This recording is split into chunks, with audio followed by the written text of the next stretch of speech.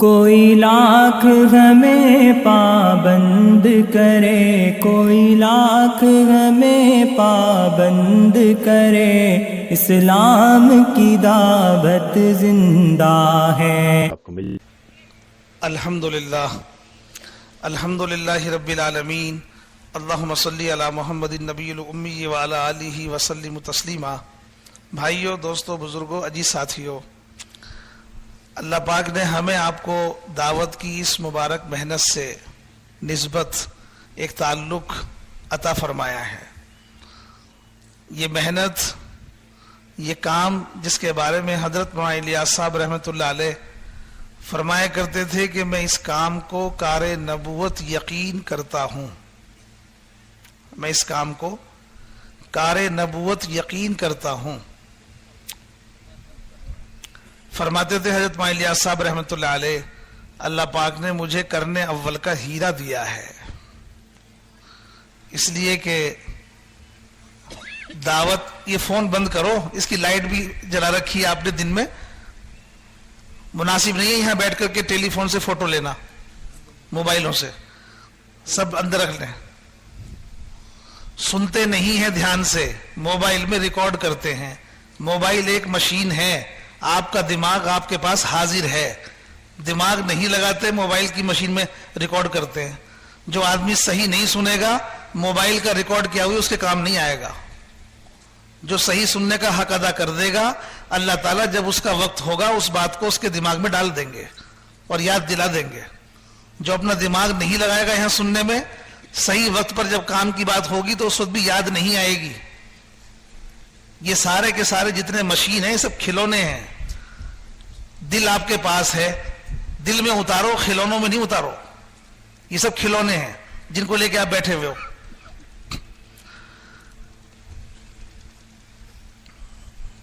ہر محنت دعوت نہیں ہے، ہر محنت دعوت نہیں ہے۔ دعوت اس محنت کو کہتے ہیں جو آپ کا طریقہ محنت ہے، جو آپ کا طریقہ محنت ہے۔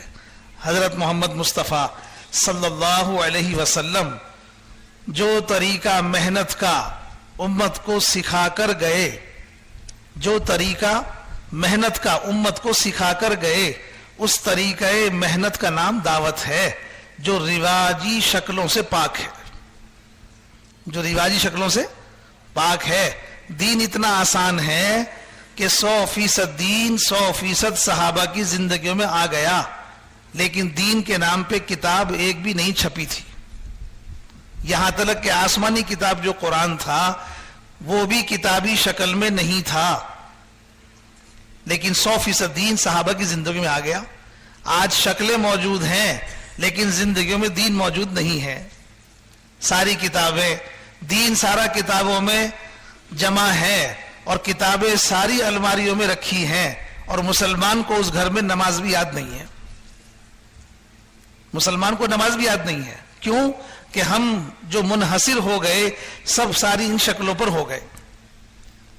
دل بھی لگانا چھوڑ دیا، اور دماغ بھی خرچ کرنا چھوڑ دیا، اور جان بھی لگانا چھوڑ دی، اور مال بھی خرچ کرنا چھوڑ دیا۔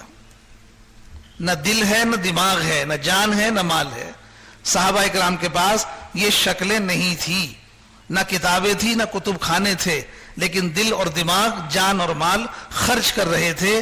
اس لیے 100% دین ان کی زندگیوں میں تھا۔ علاقوں میں جاتے تھے، خشکی کے راستوں سے، پیدل کے راستوں سے، دوسرے علاقوں میں، دوسری بستیوں میں، اور جا کر کے یوں کہتے تھے، کونو مثلنا، ہم جیسے ہو جاؤ۔ ہماری زندگی میں جو کچھ نظر آ رہا ہے اسی کا نام دین ہے۔ بعد والوں نے صحابہ سے پوچھ کر کتابیں لکھی ہیں۔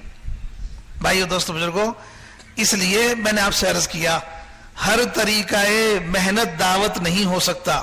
وہ طریقہ محنت جو رسول پاک صلی اللہ علیہ وسلم نے امت کو سکھایا ہے، وہ طریقہ محنت دعوت۔ اس لیے اس نسبت پر ہم اور آپ جمع ہوئے ہیں۔ آپ کی محنت کی جو خصوصیت ہے، آپ کی محنت کی جو خصوصیت ہے وہ یہ کہ آپ کی محنت میں سب کی ایک بات اور سب کی ایک فکر تھی۔ سب کی ایک بات، سب کی ایک فکر، اسے کہتے ہیں وحدت کلمہ اور وحدت فکر۔ وحدت کلمہ، وحدت فکر کام میں آ نہیں سکتی جب تک کہ ہم اپنے کام کی کارگزاری کو اجتماعی طور پر نہ لیں۔ کارگزاری کا مقصد کام کس طریقے پر ہو رہا ہے اس کو بھی سنانا ہے، اور جہاں کام کر رہے ہیں وہاں کے حالات کیا ہیں یہ بھی سنانے ہیں۔ حالات بھی بتاؤ اور کام کا طریقہ بھی بتاؤ، دونوں باتیں۔ حالات بتانے سے تقاضے پیدا ہوتے ہیں، کام کے طریقے کار سے وحدت کلمہ اور وحدت فکر پیدا ہوتی۔ ہم سب کا ایک ہی طریقہ ہو، ایک ہی بات ہو۔ اجتماعیت کے لیے یہ ضروری ہے کہ ہم سب کی ایک بات ہو اور ایک فکر ہو۔ حضرت فرماتے تھے وہاں الیاس صاحب رحمۃ اللہ علیہ، یہ کام جو ہے ذرہ ثقیل کی طرح ہے، کسی بھاری چیز کو نکالنا نیچے سے۔ جب کوئی چیز پھنس جاتی ہے تو جب آدمی اس میں مل کر کے اسے نکالتے ہیں تو ایک ہی وقت میں ایک ہی سیکنڈ بھی آگے پیچھے نہیں ہونی چاہیے، سب کی قوت ایک ساتھ لگنی چاہیے۔ اگر 10 آدمی ایک چیز کو نکالنے میں لگے ہوئے ہیں تو 10 کی قوت ایک ساتھ لگے تو وہ چیز نکلتی ہے۔ ایسے اس کام کی مثال ہے، ساری دنیا میں سارے کام کرنے والوں کی ایک فکر ہو، ایک ہی کلمہ ہو۔ وحدت فکر اور وحدت کلمہ کارگزاری کے بغیر ممکن نہیں ہے۔ بھائیو، دوستو، بزرگو، ہم کارگزاری، اگر کسی کام کی کارگزاری لینا چھوڑ دیں گے تو اس کام کا کوئی ہمارے پورے عملے کے سامنے، پورے کام کرنے والوں کے سامنے اس کام کا کوئی حساب نہیں ہوگا۔ کام کیا ہو رہا ہے یہ بھی نہیں ہوگا۔ کارگزاری کے ذریعے سے عملہ کام سے باخبر ہوتا ہے، باخبر ہوتا ہے۔ باخبر کس چیز سے؟ ہم کیا پا رہے ہیں، ہم کیا کھو رہے ہیں، ہم کیا پا رہے ہیں، ہم کیا کھو رہے ہیں، کتنا کام بڑھ رہا ہے، کتنا کام گھٹ رہا ہے۔ آدمی اگر اپنی دکان کا حساب نہ لے تو کیا نفع ہوا، کیا نقصان ہوا، اندازہ نہیں کر سکتا۔ آنکھ میچ کر کے کوئی دکان نہیں چلاتا۔ ہر آدمی اپنے کاروبار میں ہر چیز کا حساب رکھتا ہے، ہر چیز کو پوچھتا ہے۔ نوکر ہیں تو نوکروں سے پوچھ رہا ہے۔ یہ کارگزاری کس لیے ہے؟ یہ پوچھنے کی کارگزاری کس لیے ہے؟ تاکہ ساری دکان کا حساب کتاب سامنے رہے۔ کام کی کارگزاری نہیں ہوگی تو کام کا کوئی حساب کتاب سامنے نہیں ہوگا۔ کیا گیا، کیا آیا، کتنا بڑھا، کتنا گھٹا، کتنے کام میں کیا تقاضے کی ضرورت ہے، کوئی چیز ہمارے سامنے نہیں آئے گی۔ اس لیے کارگزاری کے بغیر یہ محنت اور دعوت کا کام، اس کام کی جو محنت ہے، ہمارا کوئی کام مکمل نہیں ہوگا کارگزاری کے بغیر۔ اس لیے جمع بھی ہو اور جمع ہو کر کے کارگزاری بھی سناؤ، جمع بھی ہوتے رہو، جڑتے بھی رہو اور کارگزاری بھی سناتے رہو، سنتے بھی رہو اور سناتے بھی رہو۔ یہ ضروری ہے کارگزاری۔ کارگزاری کے ذریعے سے حالات آپ سامنے لاؤ گے۔ ہدہد ایک پرندہ تھا، تمام انبیاء علیہم الصلاۃ والسلام، تمام خلفائے راشدین کے یہاں کام کی کارگزاری کے لینے کا اہتمام تھا، کارگزاری کے لینے کا۔ رسول پاک صلی اللہ علیہ وسلم کے زمانے میں تو ایک فرد کی کارگزاری بھی اہتمام سے سنی جاتی تھی۔ کیسے کیا، کس نے کیا؟ اس لیے کہ کارگزاری کے ذریعے سے جذبات بھی بنائے جاتے ہیں اور کارگزاری کے ذریعے سے کام کا طریقہ کار بھی صحیح رخ پر لایا جاتا ہے، صحیح رخ پر لایا جاتا ہے۔ دونوں باتیں کارگزاری کے ذریعے سے ممکن ہوتی ہیں۔ 2 چھوٹے بچوں نے ابو جہل کو قتل کیا، دونوں کو اپنے پاس بلا کر کے آپ نے کارگزاری سنی، سمجھے نا۔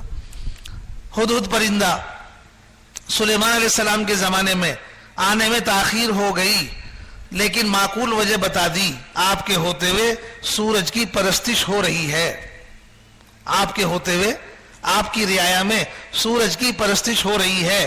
ہدہد پرندے کی کارگزاری سے سلیمان علیہ السلام نے تقاضا بنا لیا، تقاضا بنا کر ترتیب بنا دی، ساری قوم سورج کی پرستش سے نکل گئی، ساری قوم نکل گئی ایک پرندے کی کارگزاری سے۔ کام کر کے میدان میں، کام کر کے میدان سے آ گئے، اپنی کارگزاری پیش کر دو۔ اس کارگزاری کے ذریعے سے تقاضے بنیں گے. ان تقاضوں سے امت غفلت سے نکلے گی، امت جہالت سے نکلے گی، امت ارتداد سے نکلے گی. اگر ہم میدان کی محنت کر کے آئے، کارگزاری نہ سنائی، تو پھر کوئی تقاضا کسی کے سامنے نہیں ہوگا، کوئی کام کی خبر کسی کے سامنے نہیں ہوگی، ذمہ دار بھی باخبر نہیں رہیں گے، عملہ بھی باخبر نہیں رہے گا. اس لیے سب بیٹھیں، ذمہ دار بھی بیٹھو، عملہ بھی بیٹھے، سب بیٹھیں اور سب بیٹھ کر کے کارگزاری سنیں اور سنائیں، تاکہ ایک دوسرے کے کام کی خبر ہو اور اس پر تقاضے کی ترتیب بنے، محنت کی ترتیب قائم ہو، اور اس کی برکت سے انشاءاللہ ساری امت میں دین پہنچے گا. اتنا اونچا عمل ہے یہ کارگزاری کا، کوئی معمولی ہے؟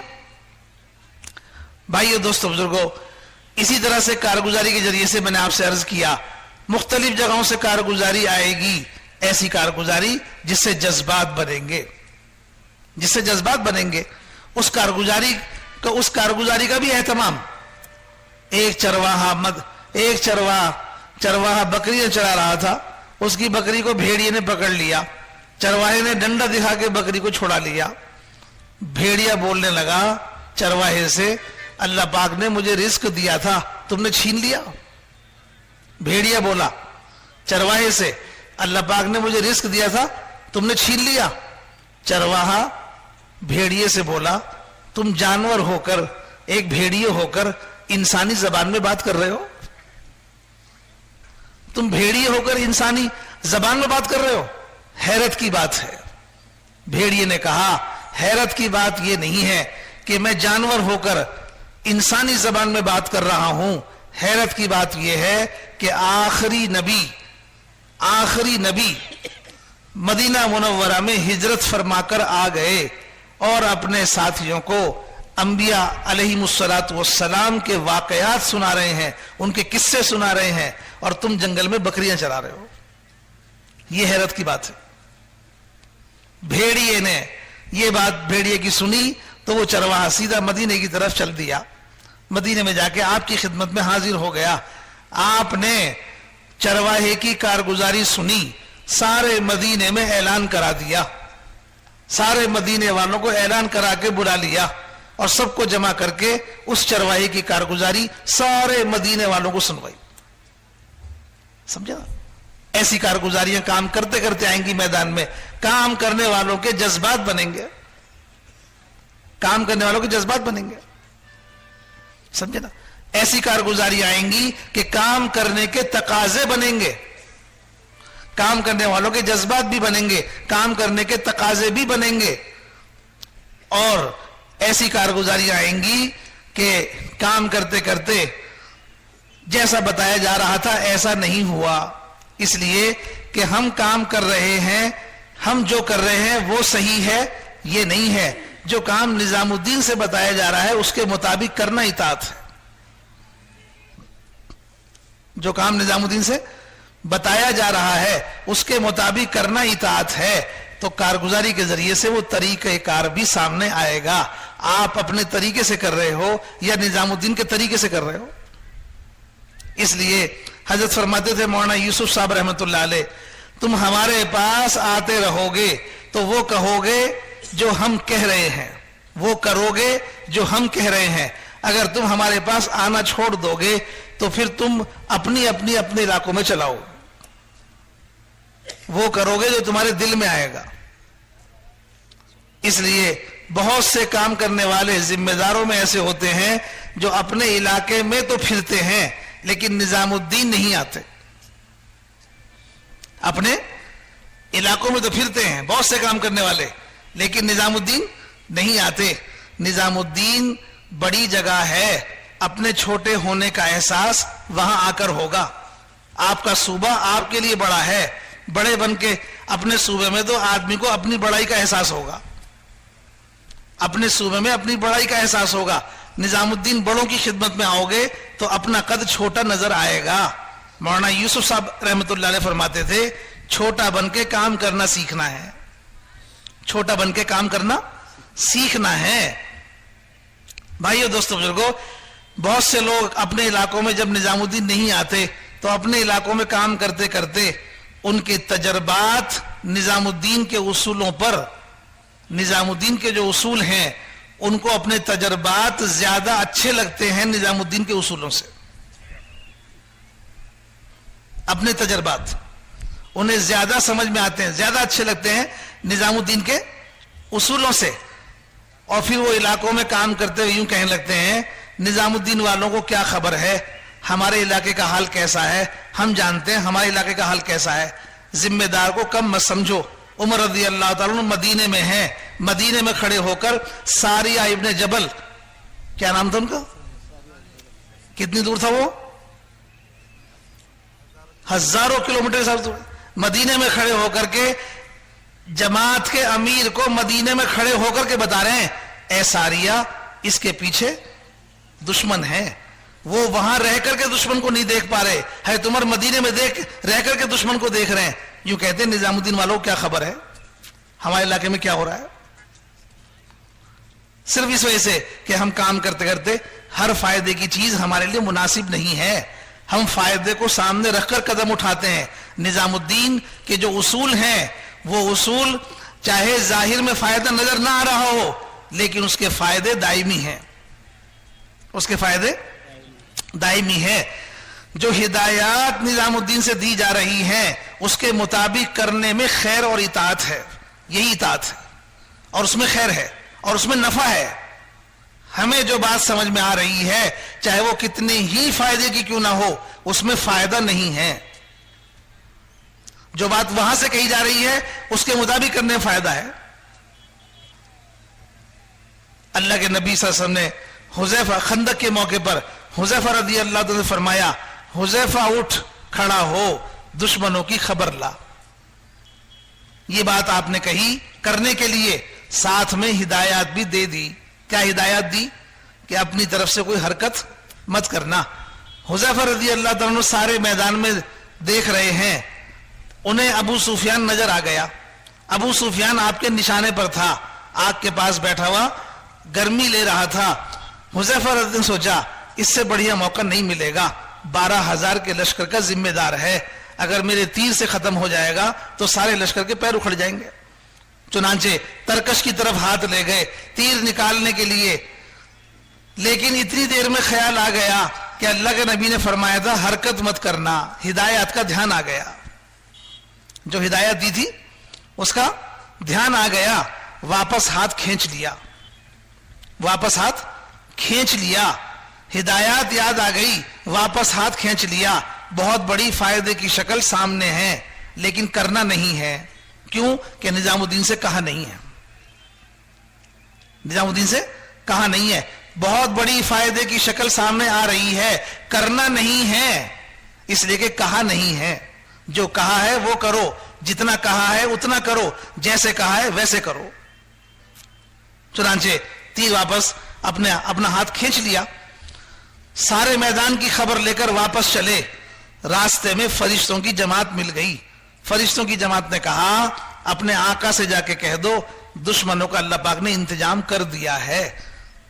کیسا انتظام کیا؟ تیر چلائے بغیر.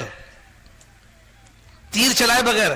تیر چل جاتا تو فساد کتنا ہوتا ہم نہیں جانتے، ہدایات کے خلاف کام ہو جاتا کتنا نقصان ہوتا ہم نہیں جانتے.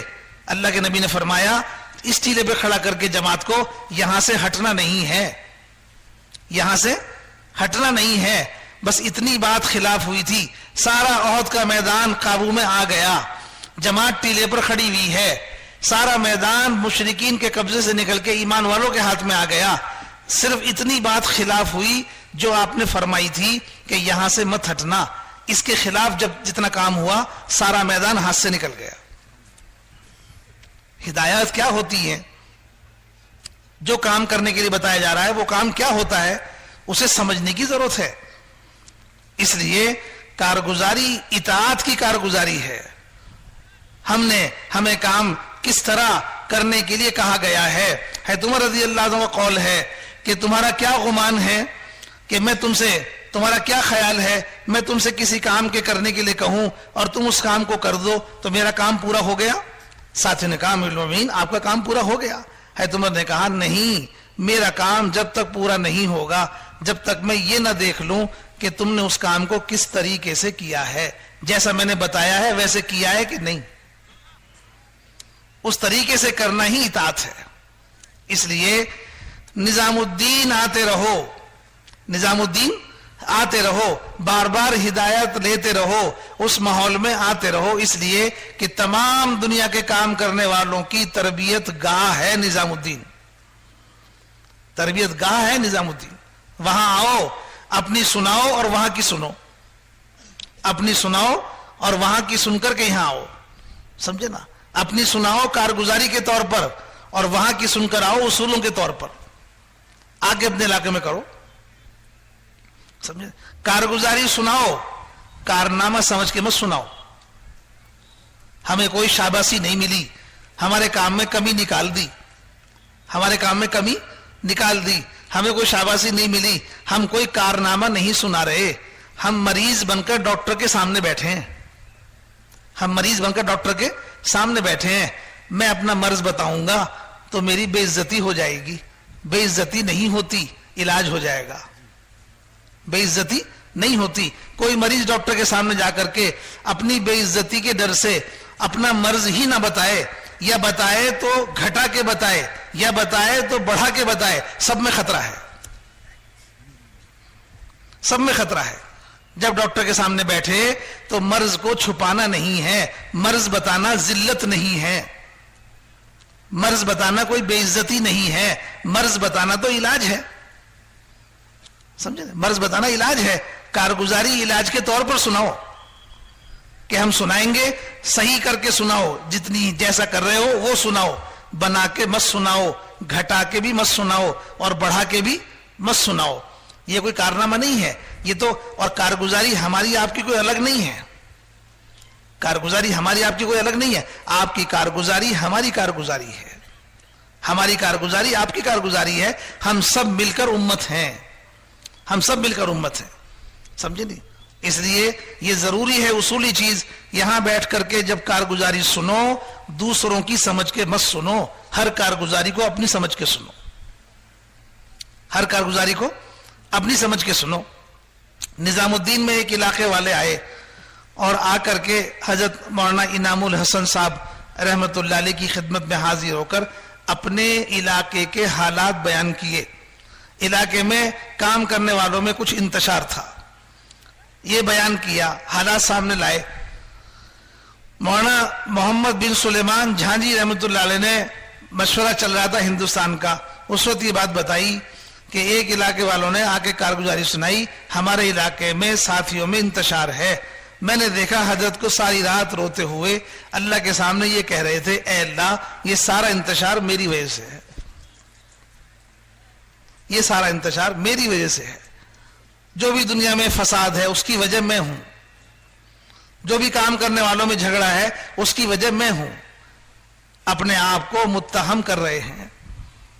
ہم کارگزاری دوسروں کی سمجھ کے سنتے ہیں, ان کے کام میں کمزوری ہے, ان کا کام کچھ نہیں ہے, ان کے کام میں کمی ہے. اللہ کا شکر ہے ہمارا کام تو بہت اچھا ہے, آپ کا ان کا کام الگ نہیں ہے.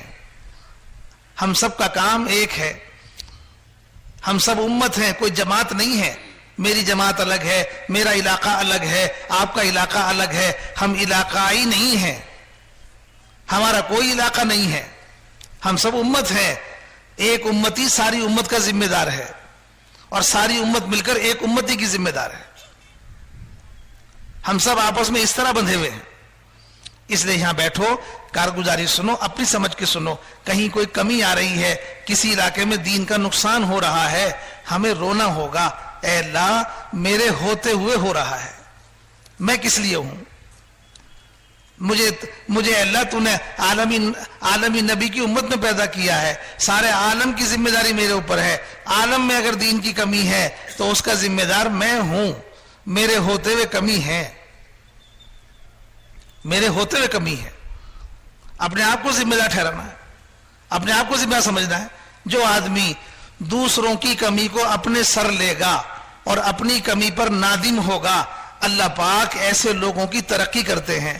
اللہ پاک ایسے لوگوں کے لیے عمل کی توفیق کا دروازہ کھولتے ہیں جو نادم ہو جاتے ہیں. ندامت نعمت ہے, ندامت نعمت ہے، اور اپنی کمی پر اترانا، اپنی کمی بھی ہو اور پھر ندامت بھی نہ ہو، یہ بہت بڑی زحمت ہے، یہ بہت بڑا نقصان ہے۔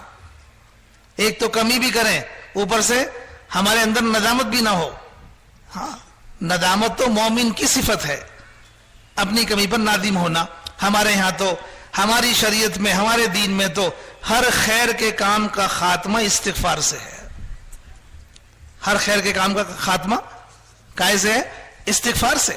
ہم بہت اچھا بنا کر کریں گے، پھر بھی آخر میں کہیں گے اے اللہ جیسا حق تھا نہیں کر سکا، مجھے معاف کر دے، اللہم انی ظلمت نفسی۔ یہ نماز پڑھ کے کہو، یہ نماز پڑھ کے کہو۔ ہاں، مفتی زین العابدین صاحب رحمۃ اللہ علیہ بہت اللہ والے آدمی، بزرگوں میں تھے، ہمارے مولانا الیاس صاحب رحمۃ اللہ علیہ کے ساتھیوں میں تھے۔ مولانا یوسف صاحب رحمۃ اللہ علیہ کے زمانے میں مولانا نے انہیں جماعت دے کر بھیجا کہ مفتی صاحب اس جماعت کو لے کے جاؤ، کام کر کے آؤ۔ مفتی صاحب جماعت دے گئے، کام کر کے آئے، واپس میں آ کے کارگزاری سنائی۔